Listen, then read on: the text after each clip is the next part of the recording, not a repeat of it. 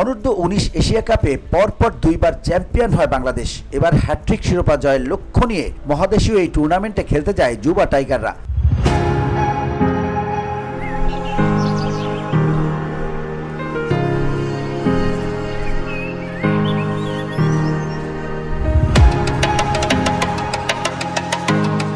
জয় দিয়ে এবারের আসর শুরু করেছে লাল সবুজের প্রতিনিধিরা। নিজেদের প্রথম ম্যাচে আফগানিস্তানকে 3 উইকেটে হারিয়েছে আজিজুল হক তামিমের দল।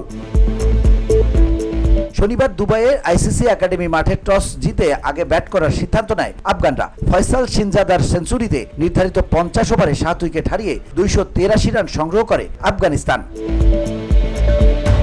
8-4 ও 4 ছক্কায় 94 বলে 103 রান করেন ফয়সাল। এছাড়া উজাইরুল্লাহ নিয়াজি 55 বলে 44 ও আজিজুল্লাহ মিয়াখিন করেন 36 বলে 38 রান। বাংলাদেশের পক্ষে ইকবাল ইমন ও শাহরিয়ার আহমেদ নেন 2টি করে উইকেট।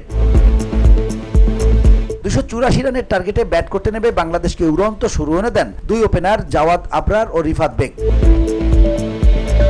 আফগান বোলারদের উপর চড়াও হয়ে 151 রানের জুটি করেন তারা। রিফাত 68 বলে 62 রান করে আউট হন। তার বিদায়ের পর সেঞ্চুরির দিকে এগোচ্ছিলেন জাওয়াদ, তবে 112 বলে 96 রান করে সাজঘরে ফিরে যান ওই ওপেনার। 9-4-এর সঙ্গে 6টি ছক্কা হাঁকান তিনি।